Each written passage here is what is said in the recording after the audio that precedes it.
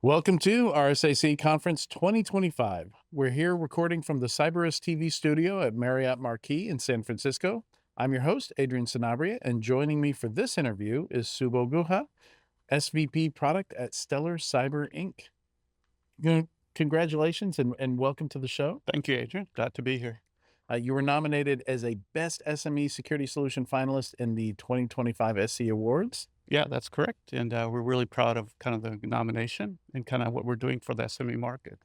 Yeah, and I love talking about this because even in the Fortune, I don't know, 1,000 global 2,000 markets, it's become clear that there just are not enough detection engineering Yeah, experts out there for everyone to have their own artisanal, custom solutions. We've got to be able to manage this at a higher level, and we're going to be dependent on vendors and other sources to provide this data. But particularly, we go down to the market where maybe there's a handful of security yeah, people, maybe there's no security people, right? Almost entirely in those markets, we see managed service providers used, and a lot of leaning on vendors to provide a lot of that expertise.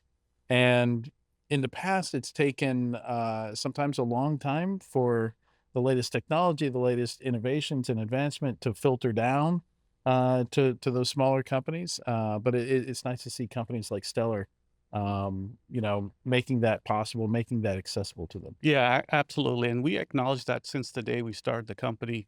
Uh, Security is a problem, right? It's paramount, it's global, it's happening. It's not an if, it's a question of when. Yeah. A lot of the large enterprises have the resources. They create an army of SOC analysts to be able to solve this problem. The SME or mid-market don't have the resources or the capacity to Mhm. do that. So the market was in need of having a simpler product that you can deploy very quickly and be able to manage all your security issues. And as you mentioned, a lot of our partners are actually managed service security MSSPs, right? Mhm. That Yeah. help the Mhm. mid-market customers because they don't have the expertise. So there's definitely a need for providing a simpler platform that serves the masses. Yeah, and that's I'm glad you brought up the MSSPs there, because that is a so do you find yourself selling more into the MSSPs than direct to customer then? Yeah, so we're mixed, but we definitely our primary target is the MSSPs. Recently, at MSSP Alert, we were ranked as the top 3 vendors that Mhm. is serving the global MSSP markets because we see that as a very effective channel because they serve a large number of mid-market as well as large enterprises. So MSSP is definitely our preferred target, how we go to market, but we also serve very large enterprises. Oh, okay. Yeah, good to know.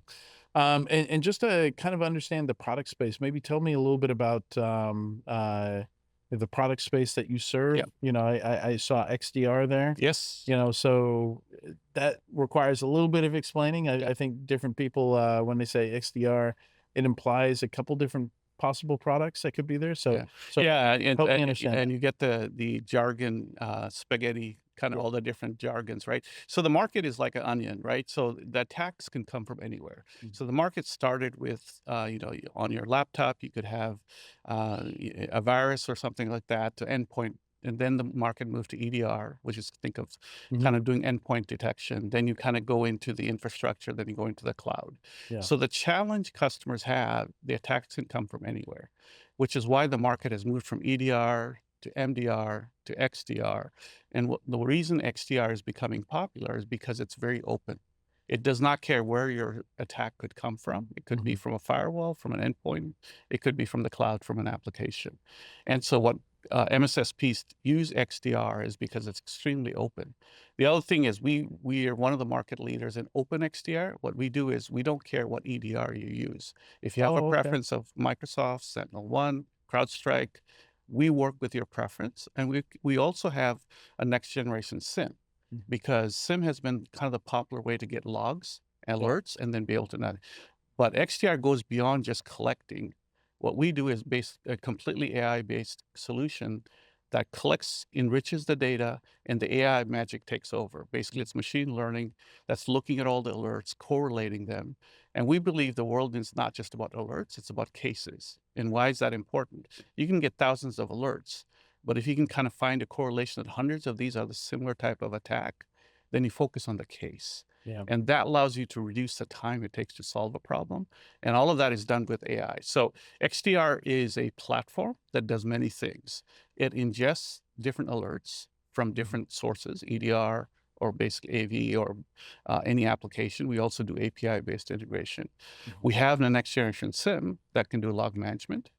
We also do NDR, which is network detection response. Mhm. And so you can also go to any network, and we also provide support for OT. I don't know if you're familiar with OT. Oh, It's yeah. OT. So OT is like manufacturing devices and all that. So the beauty of our platform is you don't have to buy 10 security products. It's all integrated into one.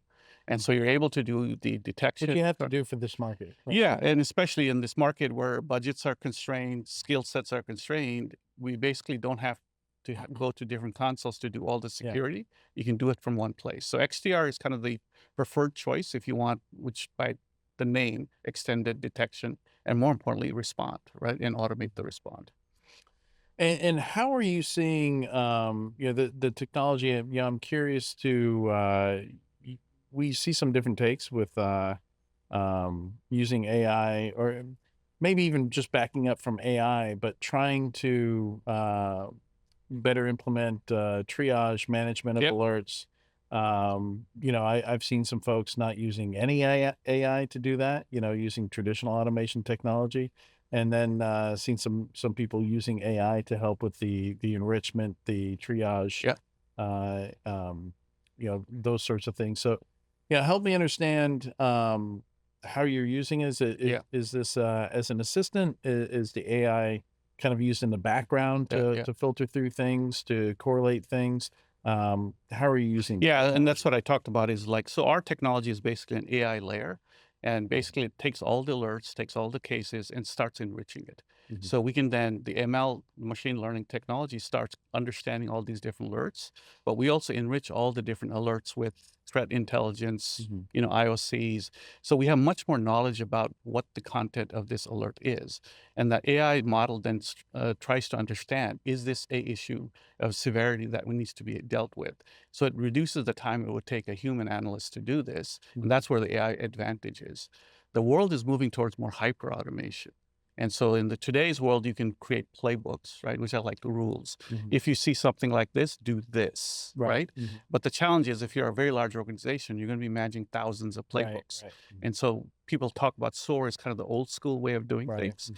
The new world is all about hyper automation and autonomous. So we are actually building hyperautomation towards an autonomous SOC built into XDR. And that's where you think of if you had like a phishing attack, you would probably take a couple analysts, a couple of days to figure out, is this a Mhm. problem, right? And more importantly, it could be a phishing, but there could be lateral movements that the guy entered Right. and actually moving around and doing bad things. Yeah. So that's where our platform is able to look at lateral movements, that's the AI technology that does that. And so we're introducing the concept of auto-triage, Mhm. meaning when you have these thousands of alerts and in cases, you're able to resolve them with more accuracy in terms of if this is actually a vulnerability that you need to go attack. So what used to take days can now be done in minutes. And that's what auto-triage is. So this is what I think the next frontier of XDR moving to autonomous SOC is just augmenting with a lot more automation capabilities and creating a learning system, which is agentic AI agents are now doing the work what humans used to do.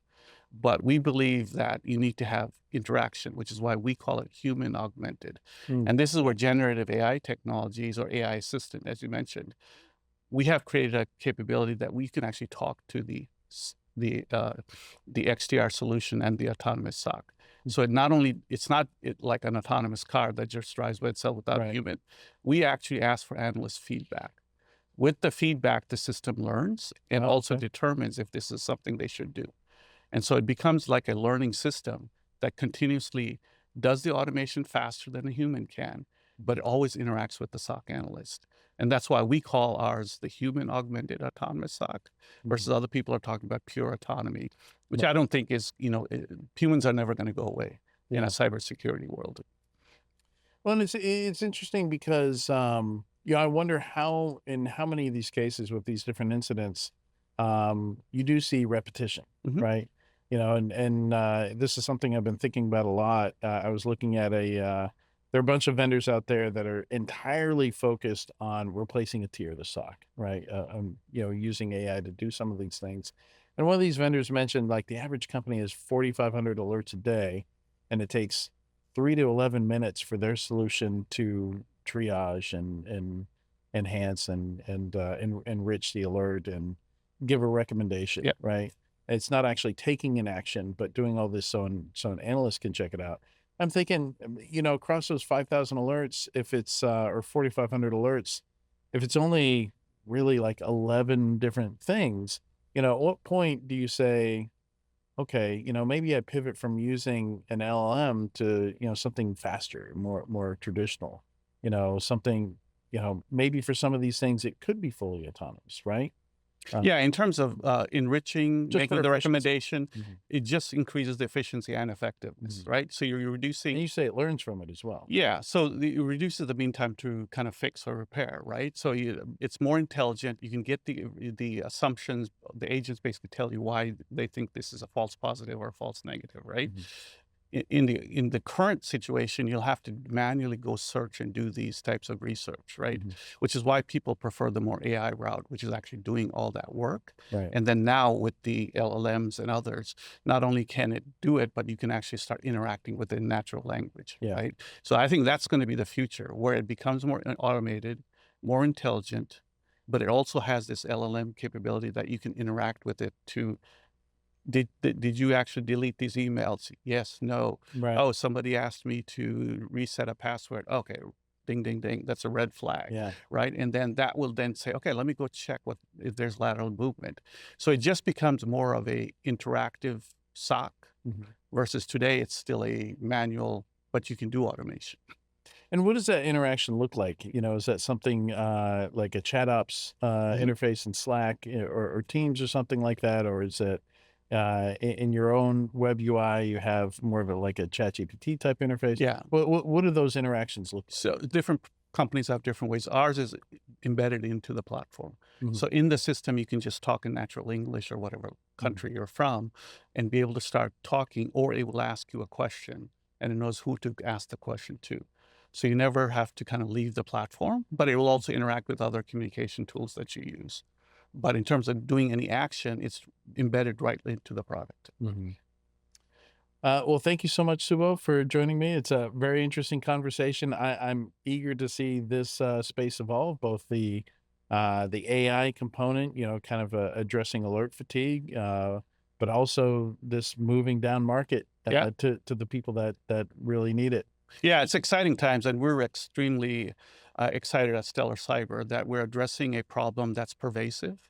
And the fact that we're not just going after large enterprises, but for the down market with MSSPs, and then moving towards the human-augmented autonomous SOC, we really think this is going to be the future, and we're Mhm. we're one of the market leaders. Excellent. And congratulations again to Yeah, Stellar Cyber for being nominated as a Best SME Security Solution finalist in the 2025 SC Awards. yeah. Thank you very much.